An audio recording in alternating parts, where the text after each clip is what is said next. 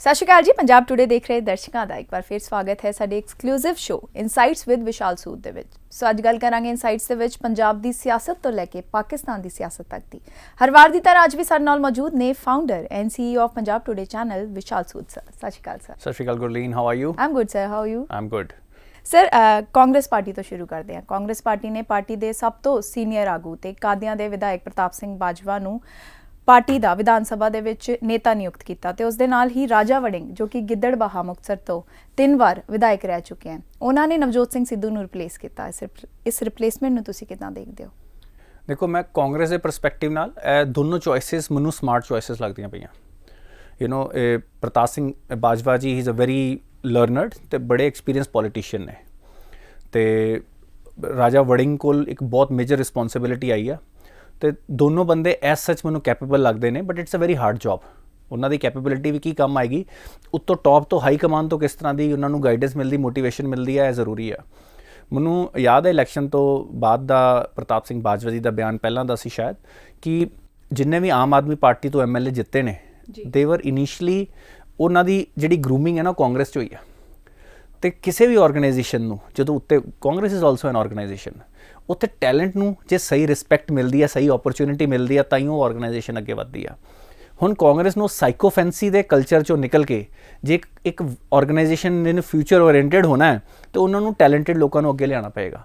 ਤੇ ਮੈਨੂੰ ਲੱਗਦਾ ਦੋਨੋਂ ਲੋਕੀ ਵਧੀਆ ਮੈਂਟਰਸ਼ਿਪ ਦੇ ਸਕਦੇ ਨੇ ਫਿਊਚਰ ਲੀਡਰਸ ਨੂੰ, ਤੇ ਕਲਚਰ ਨੂੰ ਕਰੈਕਟ ਕਰਨ, ਪੰਜਾਬ ਦੇ ਕਲਚਰ ਨੂੰ ਕਰੈਕਟ ਕਰਨ।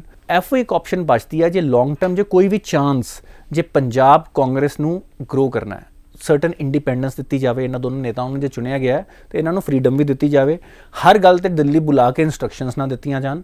ਤੇ ਇੱਕ ਰਿਮੋਟ ਪੋਸੀਬਿਲਿਟੀ ਹੈ, ਕਿਉਂਕਿ ਕਾਂਗਰਸ ਪਾਰਟ ਤੇ ਮੇਨ ਇੰਡੀਅਨ ਨੈਸ਼ਨਲ ਕਾਂਗਰਸ ਦਾ ਹੀ ਹੈਗੀ ਹੈ, ਤੇ ਜਿਨ੍ਹਾਂ ਦੇ ਘਰ ਉੱਤੇ ਹੀ ਸਟ੍ਰੈਟਜੀ ਤੇ ਵਿਜ਼ਨ ਕਲੀਅਰ ਨਹੀਂ ਹੋਏਗੀ, ਥੱਲੇ ਕਿਵੇਂ ਆਏਗੀ? ਤੇ ਇਹ ਇਹਨਾਂ ਦੇ ਚੈਲੰਜਸ ਨੇ, ਕੁਝ ਇੰਟਰਨਲ ਚੈਲੰਜਸ ਨੇ, ਕੁਝ ਐਕਸਟਰਨਲ ਚੈਲੰਜਸ ਨੇ।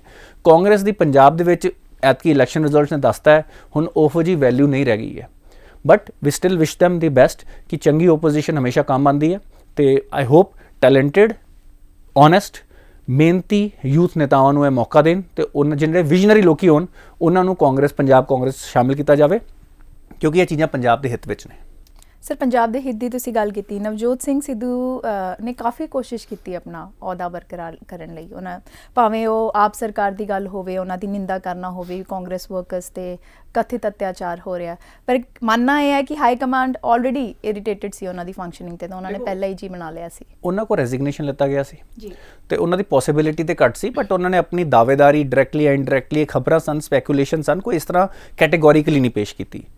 ਹੁਣ ਇੱਕ ਆਪਾਂ ਗੱਲ ਕੀਤੀ ਕਾਂਗਰਸ ਨੂੰ ਬਿਲਡ ਕਰਨ ਦੀ, ਦੂਜੀ ਗੱਲ ਮੈਂ ਕਰਨਾ ਚਾਹੂੰਗਾ, ਮੈਂ ਵਾਪਸ ਉਸੇ ਕੁਐਸਚਨ ਤੇ ਆਊਂਗਾ।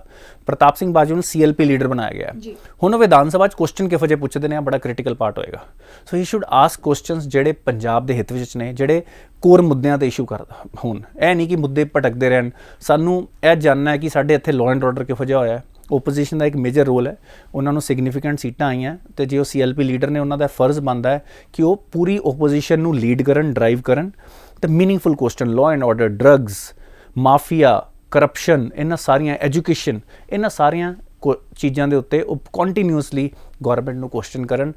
ਜੇ ਤੇ ਮੈਨੂੰ ਲੱਗਦਾ ਉਹ ਇਹ ਰੋਲ ਵਧੀਆ ਨਿਭਾ ਸਕਦੇ ਨੇ, ਉਹਨਾਂ ਦਾ ਐਕਸਪੀਰੀਅੰਸ ਹੈ, ਕਹਿੰਦਾ ਉਹ ਨਿਭਾ ਸਕਦੇ ਨੇ। ਤੇ ਮੈਨੂੰ ਲੱਗਦਾ ਕਿ ਇੱਕ ਸੋਲਿਡ ਓਪੋਜੀਸ਼ਨ ਲੀਡਰ ਪੰਜਾਬ ਦੇ ਕੰਮ ਹੀ ਆਏਗਾ। ਸਰ, ਪੰਜਾਬ ਦੇ ਹਿੱਤ ਦੀ ਤੁਸੀਂ ਗੱਲ ਕੀਤੀ। ਪੰਜਾਬ CM ਭਗਵੰਤ ਮਾਨ ਤੇ ਗਵਰਨਰ ਨੇ ਮੀਟਿੰਗ ਕੀਤੀ ਸਿਕਿਉਰਿਟੀ ਏਜੰਸੀਜ਼ ਨਾਲ, ਤਾਂ ਜੋ ਸਰਹੱਦ ਪਾਰ ਜਿਹੜੀ ਨਸ਼ਿਆਂ ਦੀ ਤਸਕਰੀ ਤੇ ਹਥਿਆਰਾਂ ਦੀ ਤਸਕਰੀ ਹੁੰਦੀ ਹੈ, ਇਹ ਕੋਸ਼ਿਸ਼ਾਂ ਨਾਕਾਮ ਕੀਤੀ ਜਾ ਸਕੇ।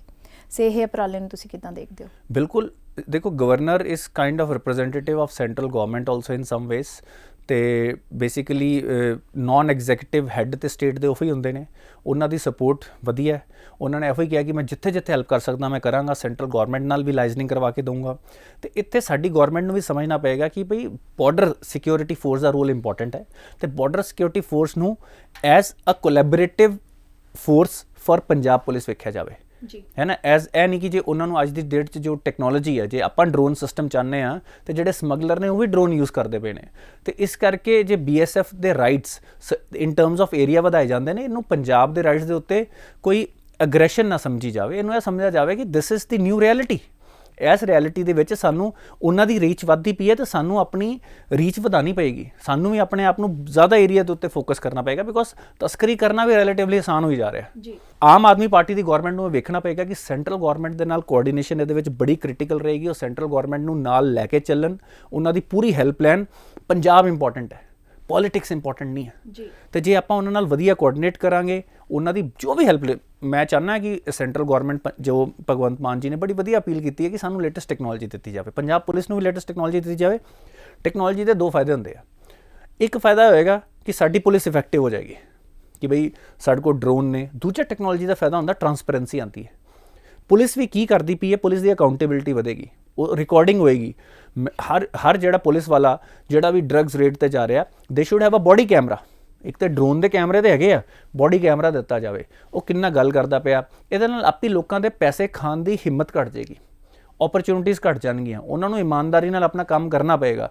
ਹਰ ਰੇਡ ਦੀ ਵੀਡੀਓ ਰਿਕਾਰਡਿੰਗ, ਜਿੱਥੇ ਪੁਲਿਸ ਚੱਲਦੀ ਹੈ ਸੈਂਟਰਲੀ ਆਟੋਮੈਟਿਕਲੀ ਕੰਟਰੋਲ ਡਰੋਨ ਉੱਤੇ ਰਿਕਾਰਡ ਕਰੇ ਸਾਰੀ ਐਕਟੀਵਿਟੀ, ਕਿ ਸਾਰੀਆਂ ਚੀਜ਼ਾਂ as per law and order ਹੋ ਰਹੀਆਂ ਨੇ। ਤੇ ਮੈਨੂੰ ਲੱਗਦਾ ਕਿ ਟੈਕਨੋਲੋਜੀ ਦੀ ਇੰਟਰਵੈਂਸ਼ਨ ਫੋਰਸ ਕਰੇਗੀ ਸਾਡੇ ਪੁਲਿਸ ਆਫੀਸ਼ੀਅਲਸ, ਬਿਊਰੋਕਰੈਟਸ ਤੇ ਗਵਰਨਮੈਂਟ ਨੂੰ ਇਮਾਨਦਾਰ ਹੋਣ ਲਈ। ਤੇ ਆਈ ਵੈਲਕਮ ਦਿਸ ਸੁਜੈਸ਼ਨ ਬਾਏ ਭਗਵੰਤ ਮਾਨ ਜੀ। ਤੇ ਇੱਕ ਉਹਨਾਂ ਨੇ ਇੱਕ ਬੜੀ ਇੰਟਰਸਟਿੰਗ ਗੱਲ ਕੀਤੀ, ਅਗਨੀਪਥ ਪ੍ਰੋਗਰਾਮ, ਹੈ ਨਾ, ਕਿ ਬੱਚਿਆਂ ਨੂੰ, ਮੈਨੂੰ ਲੱਗਦਾ ਹੈ ਨਾਮ ਵੀ ਬੜਾ ਐਪਰੋਪ੍ਰੀਏਟ ਹੈ। ਸਾਨੂੰ ਇੱਕ ਅਗਨੀਪਥ ਤੇ ਚੱਲਣਾ ਹੀ ਪਏਗਾ ਸਾਡੇ ਪੰਜਾਬ ਦੇ ਲੋਕਾਂ ਨੂੰ। ਜੇ ਅਸੀਂ ਆਪਣੀ ਜਿਹੜੀ ਇੱਕ ਚੀਜ਼ 'ਚ ਫਸ ਗਏ ਹੋਏ ਆ in terms of mediocrity, in terms of debt, ਭਾਵੇਂ ਇਕਨੋਮਿਕ ਹੋਵੇ, ਭਾਵੇਂ ਲਾਅ ਐਂਡ ਆਰਡਰ ਹੋਵੇ, ਸਾਨੂੰ ਹੁਣ ਇੱਕ ਅਗਨੀਪਥ 'ਚੋਂ ਨਿਕਲਣਾ ਪਏਗਾ। ਜੇ ਆਪਾਂ ਆਪਣੇ ਪੰਜਾਬ ਦਾ ਜਿਹੜਾ ਉਹ ਰੰਗਲੇ ਪੰਜਾਬ ਦੀ ਬਾਰ-ਬਾਰ ਆਪਣੇ ਭਗਵੰਤ ਮਾਨ ਜੀ ਗੱਲ ਕਰਦੇ ਪਏ ਨੇ, ਤੇ ਇਸ ਅਗਨੀਪਥ ਤੋਂ ਨਿਕਲਣਾ ਪਏਗਾ। ਉਹਨਾਂ ਨੇ ਕਿਹਾ ਕਿ ਜ਼ਿਆਦਾ ਤੋਂ ਜ਼ਿਆਦਾ ਸੈਨਿਕ ਸਕੂਲ ਵੀ ਬਣਾਏ ਜਾਣ, ਦੈਟ ਇਜ਼ ਆਲਸੋ ਗੁੱਡ। ਬੱਚਿਆਂ 'ਚ ਡਿਸਿਪਲਿਨ ਆਉਂਦਾ ਹੈ। ਇਹ ਕਲਚਰ ਹੀ ਚੇਂਜ ਕਰਨ ਦੀ ਲੋੜ ਹੈ ਕਿ ਮਿਹਨਤ ਕਰਨੀ ਹੈ, ਸੈਕਰੀਫਾਈਸ ਦੇਣੇ ਆ। ਇਸੇ ਲਈ ਪੰਜਾਬ ਜਾਣਿਆ ਜਾਂਦਾ ਸੀ ਜੀ। ਆਪਾਂ ਪੰਜਾਬ ਦਾ ਕਲਚਰ ਬਣਾਤਾ ਹੈ for hi-fi living, lifestyle, consumption, liquor, show off. ਆਪਾਂ ਨੂੰ ਇਸ ਚੀਜ਼ ਚੋਂ ਨਿਕਲ ਕੇ ਸੈਕਰੀਫਾइस, सिंपल लाइफ ਵੱਲ ਜਾਣਾ ਪਏਗਾ। ਉਹ ਪੰਜਾਬ ਦੇ ਹਿੱਤ ਵਿੱਚ ਹੈਗਾ। सर, हम बात करते हैं इंटरनेशनल इश्यूज की। So US president Joe Biden and India prime minister Narendra Modi will hold a virtual meeting today and talk about bilateral cooperation and global issues of mutual interest. So आपका क्या कहना है इस बारे में? लुक, बाइडेन एडमिनिस्ट्रेशन में पहली हमारी 2+2 मीट हो रही है जी, जिसमें हमारे डिफेंस मिनिस्टर और फॉरेन मिनिस्टर अपने काउंटर पार्ट्स जो यूएस है उनसे मीटिंग करने के लिए जा चुके हैं। और ये बड़ी एक बड़ा स्टेप है। The Biden administration, White House has decided that they will have one virtual meeting. So Joe Biden will call prime minister of India and have one to one talk with him. So this is very very important and significant. अब इसमें दो तरह के मुद्दे होंगे। एक मुद्दे जो इंडिया डिस्कस करना चाहता है, और दूसरे मुद्दे होंगे जो इंडिया नहीं डिस्कस करना चाहता है ना। तो दूसरे मुद्दे जो इंडिया नहीं डिस्कस करना चाहता, उसमें of course Russia Ukraine war के ऊपर इंडिया का जो स्टैंड रहा है, जो इंडिया वहाँ से ऑयल इंपोर्ट करता रहा है, उन सब चीज़ों की डिस्कशन होगी। जो Biden will try to put that pressure, क्योंकि उनके ऊपर डोमेस्टिक प्रेशर इस वक्त बहुत है। तो उनकी अपनी पॉलिटिकल कंपल्शंस हैं इस वक्त कि वो इंडिया के स्टैंड को किसी तरीके से चेंज करें, otherwise they are feeling isolated.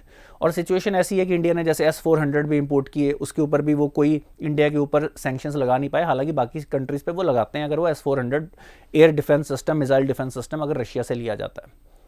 तो इंडिया का जो प्रभुत्व है इस एरिया में, जो उसकी सपोर्ट की ज़रूरत है स्पेशली इंडो पैसिफिक रीजन में, तो इंडिया के साथ यूएस को भी बड़ा डेलिकेटली चलने की ज़रूरत है। तो ये सर्टन मुद्दे हैं कि वो बोलेंगे कि हम आपको किसी और तरीके से ऑयल, आपकी जो सब्स्टिट्यूशन है डिफेंस की रशिया के साथ, पर ये चीज़ वो समझते भी हैं ऑफ कोर्स। इसीलिए एक उसी हिसाब से डिसीजन लिए जाते हैं कि इंडिया का रशिया के साथ जो डिफेंस टाई अप है वो 5-10 साल का नहीं है, वो 50-60 साल का है। इंडिया का 80% एम्यूनिशन रशिया बेस्ड है। तो इंडिया को वो फ्री वे आपको देना पड़ेगा। India will never compromise. India is a sovereign country. India ने इन चीज़ों पे कॉम्प्रोमाइज़ नहीं करना है। और आप अभी यूरोपियन कंट्रीज़ की भी रशिया पे एनर्जी डिपेंडेंसी आप कम नहीं कर पाए हो। तो मेरे को ये लगता है कि यूएस को भी ये चीज़ समझनी चाहिए कि इंडिया की एक एनर्जी नीड्स हैं as a growing nation, as a big power. तो इंडिया के ऊपर वो ज़्यादा दबाव ना डालें अपने ऑयल बिल्स को कम करने के लिए। तो ये दोनों के इंटरेस्ट की बात होगी कि हम और डायरेक्शन में चलें। सेकंड पार्ट आता है जो मुद्दे डिस्कस होने चाहिए जो दोनों के इंटरेस्ट में है। उनमें कुछ मुद्दे आते हैं इंडो पैसिफिक रीजन, जहाँ पे चाइना को कैसे काउंटर करना है उसके रिलेटेड। तो उसमें कैसे इंडिया को मेजर डिफेंस पार्टनर वाला MDP स्टेटस जो यूएस ने दिया उसमें और कैसे इन्हांसमेंट्स हो सकती हैं, कैसे टेक्नोलॉजी ट्रांसफ़र अपने उनकी मीटिंग तो इस वक्त करंटली अगर मैं बोलूँ तो शायद अब ख़त्म हुई, बोइंग के प्रेसिडेंट के साथ हमारे राजनाथ सिंह जी की मीटिंग चल रही थी। तो उनका मेजर फोकस ये है कि भाई आप इंडिया में मैन्युफैक्चरिंग करो, टेक्नोलॉजी ट्रांसफ़र करो। अगर as a major defence partner एक फ्री बिना लाइसेंस के टेक्नोलॉजी ट्रांसफ़र हो सकती है, ये सर्टन रूल्स हैं यूएसए के। तो जो जो करंट टेक्नोलॉजी इंडिया को ज़रूरत है, इंडिया ने ऑलरेडी एक लिस्ट बनाई है कि 2023 तक कौन से चीज़ें हैं जो बाहर से इंपोर्ट होंगी नहीं, क्योंकि आजकल कंप्यूटराइजेशन की वजह से, चिप्स की वजह से उन चीज़ों के ऊपर दुश्मन देश हैक कर सकते हैं, या जिसने हमें दिया है उसका भी उस पर कंट्रोल रह सकता है। एक बैकडोर एंट्री हो सकती है सॉफ्टवेयर्स के अंदर, चिप्स के अंदर। तो सबको रोकने के लिए इंडिया ने कुछ नो इम्पोर्ट लिस्ट बनाई है। उसमें चाहे कुछ हेलीकॉप्टर्स हैं, कुछ ड्रोन सिस्टम्स हैं जो इंडिया अपने कंट्रोल में रखना चाहता है। और टेक्नोलॉजी की कुछ एनहांसमेंट्स के लिए इट इज़ परफेक्टली ओके अगर हम यूएस से टेक्नोलॉजी लें और उसके बाद आगे बिल्ड करें। मैं एक बड़ी स्पेसिफिक सी बात करना चाहूँगा। यूक्रेन रशिया क्राइसिस चल रहा है। अब यूक्रेन के पास भी काफ़ी अच्छे टेक्नोलॉजी साइंटिस्ट थे, चाहे वो अलग अलग फील्ड्स के हों। तो इंडिया इस वक्त जो वहाँ पे अनरेस्ट है, वहाँ से रिक्रूटमेंट कर सकता है। हम फॉरेन के साइंटिस्ट इंडिया में क्यों नहीं लेके आ सकते, जिनके पास ऑलरेडी, जिन्होंने टॉप कंपनीज में, और प्राइवेटाइजेशन का यही फ़ायदा होगा कि जब आप प्राइवेट हैंड्स में टेक्नोलॉजी को दे दोगे, अब गवर्नमेंट में तो लिमिटेशन है, आप सैलरी कितनी दे सकते हो। तो through private companies we can hire the best talents जिन्होंने डिफेंस सिस्टम्स में, इन सब में लेटेस्ट काम किया हुआ है, और वो टेक्नोलॉजी धीरे धीरे हमारी कंपनीज और हमारे साइंटिस्ट एब्जॉर्ब कर सकते हैं और उसको इन्हांस कर सकते हैं। तो these are couple of the areas जहाँ पे गवर्नमेंट की majorly defence, Indo Pacific region. और दूसरा जो उन्होंने व्हाइट हाउस की स्टेटमेंट तो ये कहती है कि हमने इस रीजन की प्रॉस्पेरिटी पे भी काम करना है, I am sure. But major मुद्दा जो इस वक्त डिस्कस होगा, जो डेलीगेट होगा, वो यूक्रेन रशिया क्राइसिस ही होंगे, और इंडिया का रोल उसमें क्या होना चाहिए उसके ऊपर होंगे। तो I am sure we are prepared for that. जी सर, आखिरी सवाल पाकिस्तान की सियासत पे आते हैं। इमरान खान का पावर में रहने के लिए काफ़ी साजिशों में शामिल है आर्मी चीफ बाजवा का बर्खास्त करना, या फिर थ्रेटन करना कि पाकिस्तान में मार्शल लॉ इम्पोज हो जाएगा, क्योंकि पहले भी पाकिस्तान की हिस्ट्री में ऐसा हो चुका है। सो ऐसी डेस्परेशन को आप कैसे देखते हैं? देखो, डेस्परेशन ये है कि पूरी डिटेल तो देखो कोई नहीं जान सकता। अब देखो, इसमें इतनी ज़्यादा कॉन्स्पिरेसी थ्योरीज आ रही हैं कि उनका फ़ोन हैक किया गया, इमरान खान का भी। उन्होंने आर्मी चीफ को बोला कि भाई यहाँ तो तुम इन ओपोजिशन को समझाओ, नहीं तो तुम्हें सैक कर दिया जाएगा। ओपोजिशन वाले नहीं माने। अब वो वैसे भी हार चुके हैं, पहले तो उन्होंने डिसॉल्व कर दी कि नए इलेक्शन हो जाएं। उनको शायद ये लगता होगा कि अगर नए इलेक्शन होते हैं so they have a better chance. अब वो सुप्रीम कोर्ट ने एज पर दी रूल्स उनकी they didn't allow them to dissolve the assembly. फिर वो हार भी गए हैं उसके अंदर, नो कॉन्फिडेंस मोशन में। अब उन्होंने, ओपोजिशन ने नॉमिनेट कर दिया नवाब शरीफ को as the next PM. But मैं आपको एक बात बताऊं, जो पाकिस्तान के पॉलिटिशियंस हैं ना, they are not working for the 22 crore Pakistanis. Unfortunately they are working for dollars, they are working for foreign agencies की भी कहाँ पे उनका ज़्यादा बेनिफिट है। यही रोल उनकी आर्मी का भी रहा है। तो it's a power struggle which is very very sad for the. इसमें जो सबसे बड़ी कैजुअलिटी है वो पाकिस्तान के लोगों की प्रॉस्पेरिटी है, और ये सारी चीज़ें हैं। तो मार्शल लॉ की धमकी लगाई थी, बट अल्टीमेटली पॉसिबिलिटी यही लग रही है कि एक तो अगर देखो, अगर आप आर्मी चीफ को सैक करते हो, वहाँ पे हिस्ट्री रही है, कल को ऐसा ना हो कि आर्मी रूल ही आ जाए, वहाँ पे कू हो जाए और डिक्टेटरशिप आ जाए, इसकी भी एक पॉसिबिलिटी है। अगर ओपोजिशन एक स्ट्रॉन्ग, मेरे को ऐसा लगता है कि जो जनरल बाजवा हैं उनका इस तरह का टेम्परामेंट नहीं है। He wants to stay on the back foot in all cases. उन्होंने जो नवाब अपने परवेज़ मुशर्रफ जैसे तेवर वो नहीं दिखा रहे हैं। So he is not that kind of general जिनको लगता है कि भाई मेरे को पावर में रहना है या डिक्टेटर बनना है। ही इज़ वेरी, मतलब उनके अभी तक के बिहेवियर में ऐसा लगा है, उन्होंने एक आर्मी जनरल की despite very having huge power in Pakistan, उन्होंने अपने आप को सिविलियन गवर्नमेंट के साथ ही रखा है।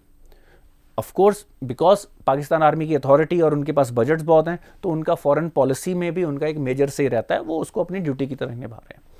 तो ये I think it is not over till it is over, जैसा क्रिकेट में कहा जाता है। और इमरान खान पॉलिटिक्स को एग्जैक्टली अगर क्रिकेट की तरह सोच रहे हैं तो ऐसा नहीं होता है। तो जो उनकी अचीवमेंट क्रिकेट में रही हैं वो समहाउ, वैसे देखो किसी देश का प्राइम मिनिस्टर बनना it's a huge thing, but at the end of the day वो उतने शार्प लीडर साबित नहीं हुए पॉलिटिक्स में जितने शार्प लीडर वो क्रिकेट में साबित हो रहे थे। वो उस तरह के इंस्पिरेशनल लीडरशिप नहीं दिखा पाए। He lagged ideas, he lacked understanding of geopolitics. अब वो पाकिस्तान को भी बदनाम कर रहे हैं, वो कह रहे हैं जी हमारे ऊपर फॉरेन कंट्री का प्रेशर है, इसलिए मेरे को बोला जा रहा है he is playing a victim card कि भाई मैं विक्टिम हूँ फॉरेन पॉलिसीज का। ही इज ट्राइंग टू, उन्होंने यूथ को भी बोला कि तुम्हें सड़क पे आने की जरूरत है। तो he is trying to create lot of unrest in his country in the desperation to stay in power, जो मेरे को लगता है पाकिस्तान के लिए अच्छा नहीं है। और देखो पाकिस्तान हमारा नेक्स्ट डोर नेबर है। जनरली हम ये सोचते हैं कि अगर पाकिस्तान पुअर रहेगा और वहाँ पे ऐसा अनरेस्ट रहेगा, ये हमारे लिए हेल्दी नहीं है एक्चुअल में। अगर Pakistan should have something to lose, they should be progressing, वो हमारे लिए एक ज़्यादा बेटर ऑप्शन बनेगी। जी बिल्कुल sir. So thank you so much for your views sir. ऐसी ही ज़रूरी जानकारी और ज़रूरी मुद्दों के विश्लेषण के लिए जुड़े रहिए हमारे चैनल के साथ। अपनी राय ज़रूर बताइए, सजेशंस ज़रूर दीजिए हमें कमेंट सेक्शन में। धन्यवाद।